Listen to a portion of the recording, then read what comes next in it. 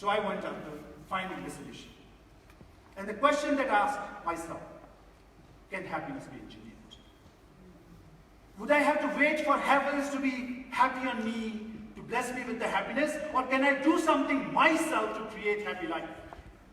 And those of you who have reached enlightenment, sorry, my talk is not for you. It is for those people sandwiched between the enlightened ones and those who don't care about happiness. For them, happiness is tomorrow it should not rain because they have to go out, work, make some money, put food on the table, done, happy. I hope you are in that middle, because then my talk is relevant for you. And there's another thing about happiness. When we are happy, we are at our best. Yes or no? Yes. In fact, His Excellency, happiness has become a paradigm that now government across the world are looking at for governing a country. And I tell you why. I come from India, a developing country. Namibia, also a developing country. We measure our country's progress by GDP. India says that we have 6.5%, 7% GDP. Now, question is, if in a country 50% people are still trying to make two ends meet, how significant is GDP, which is contributed only by 5 to 10% people of that country? Wouldn't happiness index be a better method? Because when you ask,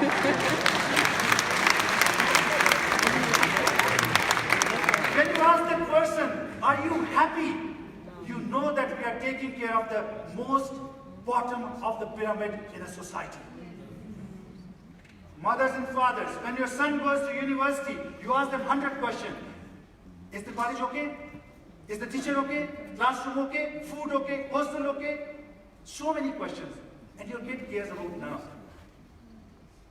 Instead, you can ask one question. Son, are you happy? If the answer is yes, all the problems are taken. If you feel like clapping, please do so.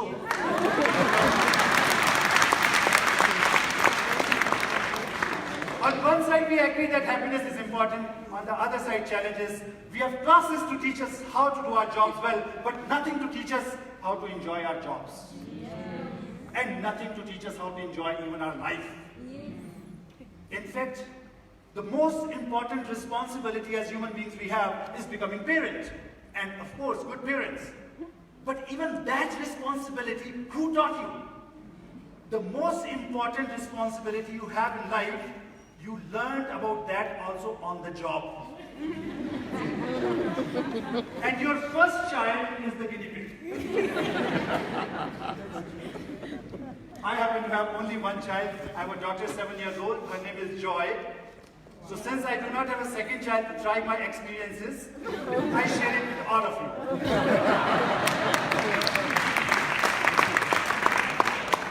So can happiness be engineered? And since I was engineering electronic circuits, I said, let's see, let's figure out how to engineer happiness also. I went on this pursuit. People like you helped me provide data inputs, understanding what do we mean by happiness when we want happiness. Because most of us think about it, have never even thought what makes me happy. We all want to be happy, but do you know what will make you happy? Now those of you who are saying, I know, a couple of shots of brandy and whiskey will make me happy. I'm not talking about that momentary pleasure, which you can get in the night, but in the morning, you will have hangover and headache. Plus, the problem will not go away. That night, you'll have to have 4 shots instead of 2. What I'm talking about in my research is about sustained happiness, ladies and gentlemen. Let me share with you some of the findings. At the foundation of living a happy life is our mindset. In the worst of circumstances, one freedom that every human being has that nobody can take away from you is the freedom to choose your attitude. Sometimes physical pain is unavoidable, but suffering is optional. mother who is giving birth is going through enormous amount of pain. But have you ever heard her complain? She is in joy. Because in her mind, she is doing something so beautiful in this cycle of creation. And because of that thought, pain becomes a pleasure, a joy. If that time it can happen, at any time it can happen. So it all stands with mindset. Now, there are two types of mindsets. Traditional mindset, and I'm finding a lot of similarity between India and Namibia, so I can see a lot of connect. This was the mindset, traditional mindset, in most of the places. Work hard, achieve success, and be happy. Work hard, achieve success, and be happy. The challenge is, work hard, achieve success, be happy. But then success parameters change. There's a cartoon called Winnie the Pooh. Some of you might have heard. You know the cartoon? Yes. Those of you who have not studied, Winnie is a bear. And what bears love is? Honey. Of course, honey. So Winnie is sleeping, waking up, every time only thing he wants is pot of honey.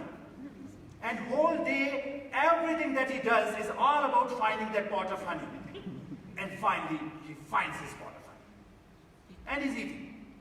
And there is this little friend called Piglet. Piglet says, Winnie, now that you have found honey, are you happy? Winnie says, just before I had it, I loved it. Now that I have it, I don't know. We also have our pot of honey. For somebody driving a local car, it is BMW. Then you buy BMW. Then the pot of honey shifts. After 2 years, you realize that, oh my God, the maintenance I never thought would be so much. So you see what happens? The moment we achieve success, the parameters shift, and we keep looking for that pot of honey all our life. So what I'm proposing tonight, what am I proposing that I believe is life transformational, that can transform you into significance, is another mindset, which I call happiness mindset. And in happiness mindset, I'm proposing that purpose of living is living joyfully. Enjoy every moment of your life. Because when you are doing something that you're enjoying, you automatically would be doing your best. You will be in your peak performance mindset because what you are doing is not for somebody else, not for salary, not for boss. It is because it is something that you are passionate about. And when those two things happen, success becomes a side effect. Success becomes a side effect, not intent of living life, but outcome of living a joyful life.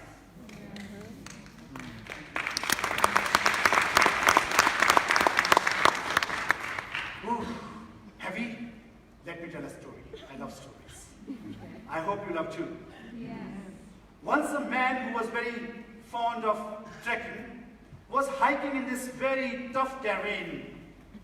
Snow, mountains, and he was walking. And suddenly what he sees is that mountain peak where he wants to be. Although he's tired, but now he says, that's the goal I have, I want to go there, and that gives him that energy. Meanwhile, there's a guy, his friend, who is going around in a helicopter and sees that person walking in this tough terrain and says, that must be my friend, because he is only crazy enough to do all this. So this helicopter pilot lands his helicopter next to his friend and says, what are you doing? He says, oh, I'm just hiking. Hiking? You're so tired, you're about to fall down. He said, no. My goal is I want to go there up in that peak. I want to climb there on top. He said, oh, that's what your goal is? He says, yeah, that's what my goal is. The helicopter pilot says, if that's the goal, why don't you hop on? Come to the helicopter. I will drop you there in 2 minutes.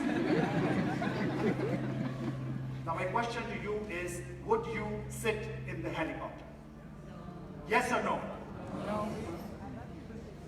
Those of you are saying yes? You are the teacher. Those of you are saying no, you are the student. Suddenly it dawns on that person that what he thought was the goal actually is not the goal. Goal is to enjoy the terrain. Goal is to enjoy this view. Goal is to enjoy this feeling of getting tired in the process of doing something he loves. That was the goal. And the means was the peak up there.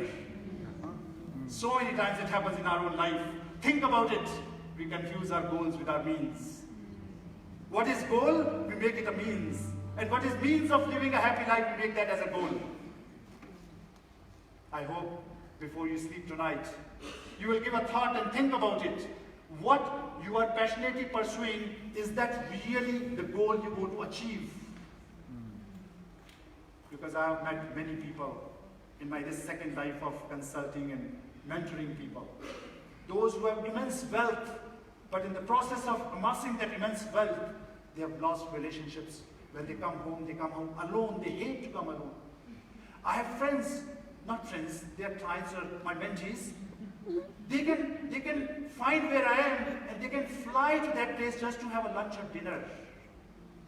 Please choose your goals carefully and keep them separate from the means to achieve those goals. Amen.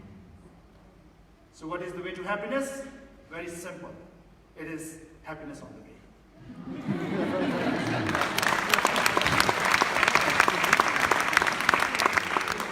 And out of my research came 8 dimensions of happiness. These 8 dimensions are the dimensions of life that if you nurture, they will create an environment in which you will feel happy. Now you will say, how can you make us happy? Happiness is a feeling. Very true. I cannot make you happy. You also cannot make me happy. But if you nurture these 8 dimensions of life, we will be able to create an environment in our life in which probability of experiencing that feeling that we call happiness, that probability will be high. So today, for the rest of the time, I'm going to touch upon 4 of those dimensions, which are the critical dimensions for transforming into significance. Don't worry, no preaching sessions. I'll have very touching heart stories for all these 4. So one story each and we'll be done. So the first most important dimension is healthy mind and body. Look at what we have done to ourselves. These days, when our cell phone says low battery or the laptop says low battery, we run towards the power socket as if our life depended on that. But when was the last time you did the same thing to yourself? If you own a dog for which you have paid $500,000 Namibian dollars because it's a show dog, or a horse which was a racing horse and you have paid $1 million Namibian dollars, would you allow that dog or a horse to stay awake late night? Would you allow that dog or horse to drink alcohol night and smoke in the night? Would you allow that dog or horse to not wake up early in the morning and not go for the job? You will probably have a staff dedicated to take care of that dog and a horse. Do you offer the same courtesy to yourself? When the car has noise, you immediately go to workshop. After 10,000 miles, you want to change the gas or oil. Do you do that to yourself? And let you think about it. My role today is not to tell you anything. My role today is to sow seed of transformation. And your role is to reflect on those seeds. There was a village. The roads were not very nice. The roads were rough. And there was only one problem. And this gentleman was the most unselfish person, human-loving person you would ever meet in your life.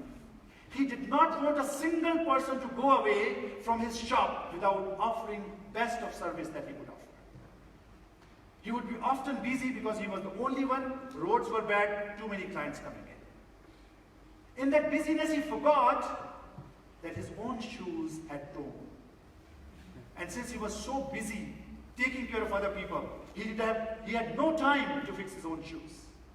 Unfortunately, the feet gets wounds, and then a septic, and he had to sit at home. He cannot come to work for a whole month. Unfortunately, since he was the only cobbler, Other people also had torn shoes, had nobody to go to. And in a month's time, everybody in that village was limping. Limping because the cobbler did not have time to fix his own shoes.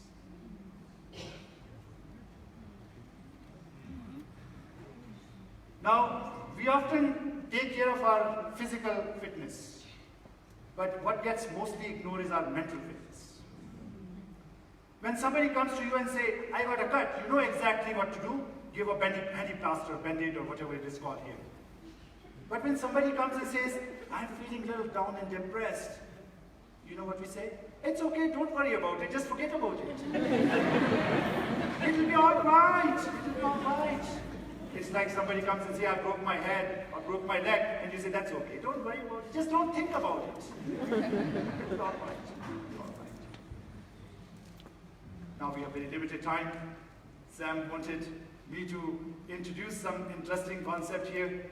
The best way to take care of our mind. Now we all know dental floss. I'm going to teach you today mental floss. How do you do mental flossing? And the easiest way of mental flossing is, ladies and gentlemen, sharing a smile and a laughter. Let's take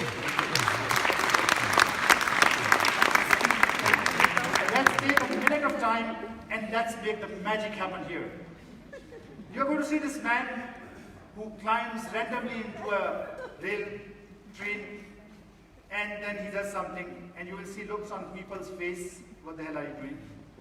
But then you will see the magic happen. So get ready for the magic.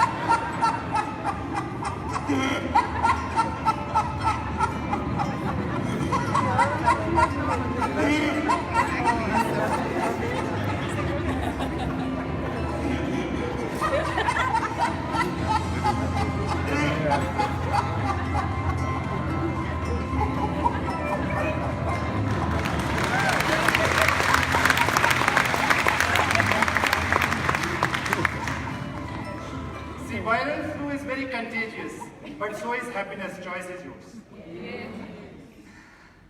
Laughter, ladies and gentlemen, is the shortest distance between two hearts.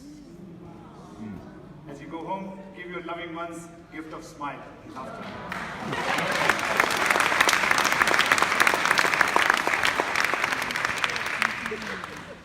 Today I'm not doing anything. Whatever I'm sharing, I know you already know that wisdom is always within human beings. I'm just playing a role of creating that access to the wisdom that lies within you. The second part is amicable relationships. Human beings, without collaboration, nothing. Once a dad gave an exercise to daughter. Daughter was little one. Father said, there's a bucket filled with water. Pick it up and use all your resources. So daughter goes and she's trying to pick it up, not able to pick. I said, use all your strength. She uses more strength, still not able to pick it up. And then finally she starts crying. And she says, Dad, why are you giving me this exercise and setting me up for failure? He says, no, you're not using all your strength, all your resources. How these little tiny ants can pick this bucket? And father says, you did not ask me to help so far. Are you using all your resources? Ladies and gentlemen, the way we treat our health, that we don't care for it until it starts bothering us. I hope we don't treat our relationships the same. When I meet you next year, all of us, whatever relationships we have in our life, those relationships are going to either become sweeter or saltier. And it will depend on what are you going to add from today onwards every day into that relationship. I hope you will add sweetness. Let me share a very profound story on this. The secret of healthy relationships. In a locksmith shop, a hammer looks at the key and feels jealous. It's a story, anything can happen. So hammer feels jealous and says, I'm the hammer. I have so much of metal in me. And you little tiny key? How is that? I keep hitting this lock, it doesn't open up. And you little tiny key can so easily open it? He smiles and says, see, you are using too much of force, but I'm the key. I know where to tickle this lock's heart deep inside. I just calmly go in, tickle his heart, and he actually opens up by itself. So tonight, I'm the key and you are the lock. I hope these stories will tickle your heart somewhere and open up your horizon of possibilities to create your life of significance. Third one, purposeful life. Unfortunately, these days, in our life we have more means to live for, but no meaning to live for. Would you agree with me?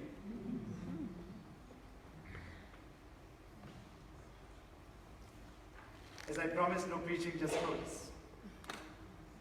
A man goes to a road market and finds two people are working and cutting stones. First one looks very angry and unhappy. So man goes to him and says, what are you doing? He says, can you not see I'm cutting stones? Oh, that's your job? Yes, that's my job. What are you going to do tomorrow? Same thing. Cutting stone. Yesterday same, tomorrow same, day after. I hate my job. A man says, if you hate it so much, then why are you doing it? He says, I need to make money to take care of my family. That's the only reason I'm coming here. Now this man sees that next person sitting, doing exactly the same thing, is singing and looks very calm, composed and enjoying what he's doing. So he goes to the second person and says, what are you doing? He says, oh, me? I'm helping build a beautiful temple. It's a beautiful temple. But aren't you just cutting stones? He said, no. I'm not cutting stone. I am trying my best to carve a masterpiece out of these stones every day. I am carving masterpieces, not cutting stones. He said, but that's what you're going to do tomorrow and day after and all that. What makes you sing and dance? He says, see, this village is a village of very economically poor people. But when they come to temple, they leave all their worries. I want to participate in creating heaven on earth experience for my village people. Therefore, every day it is not cutting the stone. When I come tomorrow, I know exactly where this stone is going to be placed in the temple. And I know it is my responsibility that one day, if I chop this stone wrong, some part of the temple is not going to look good, and it will be my responsibility. How are you spending your day? Every day of your life is also stone at the temple. And if you want to create heaven on earth experience, you can well decide how you have to utilize every day. I leave you with that thought. And finally, pursuit of excellence. Now you will say, you've given us a lot of ideas, but how do I put it into action? So final, pursuit of excellence. How to bring transformation. And it's a story. Story of this warrior who was a very good archer.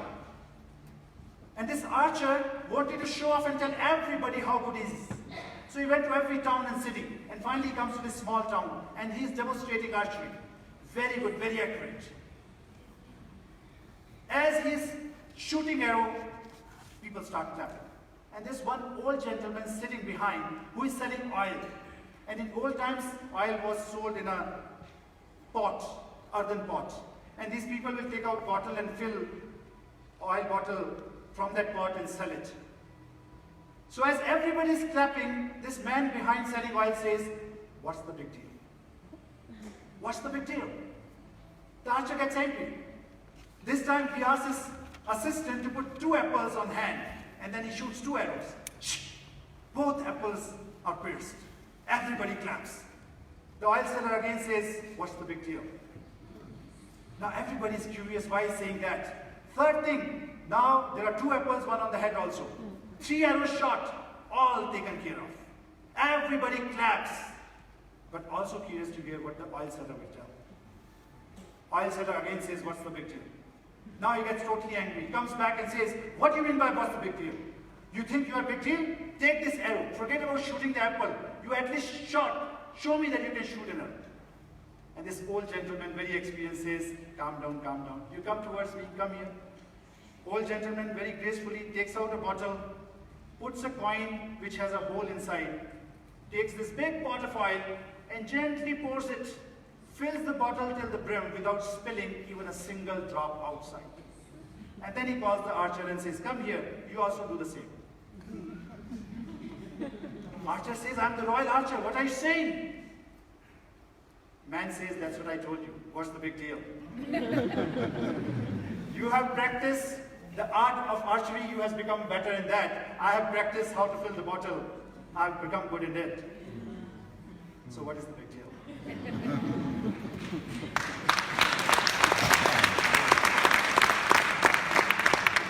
We become what we practice, ladies and gentlemen. If you are going to practice from tomorrow, carving every stone that you are carving as if it is your masterpiece, you know what your life is going to be. But remember, we become what we practice. If you are practicing being angry, you are going to become very good at it. In a hall full of people where nobody can find any reason to be angry, you will be able to find a reason to be angry. If you are practicing being unhappy and looking at only things that trouble you, you will become so good at it that when everybody is rejoicing and dancing, you will still find that reason to be unhappy. Yeah. Hence, I leave you with this last thought. Ask yourself, what are you practicing today? Happiness. Ladies and gentlemen, to sum it up, takeaways, life is very simple. E plus R is equal to O. And that is event plus response is equal to outcome. In our life, you will never get a chance to control events that will happen to us. Economic slowdown, flood, no rain, more rain, etc. We don't control those. The freedom we have is how do we respond. There is this space between the event happening and you responding to it.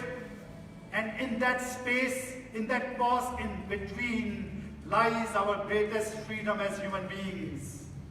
Our freedom to choose our attitude and choose our response.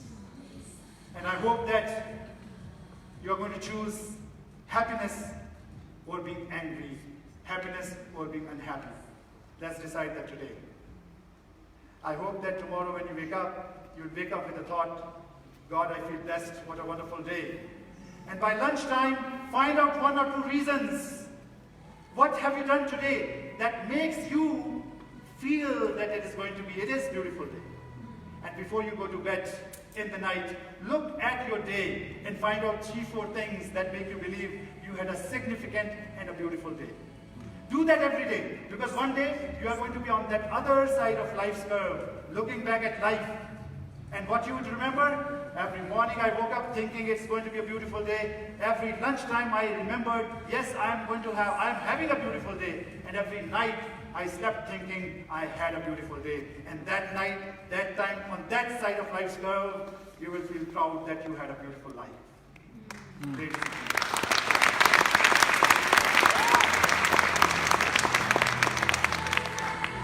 Significance, transforming into significance is all about where you are to where you want to be. If you ever want to talk to me, it's very easy. You can run between A and B at arunb.com.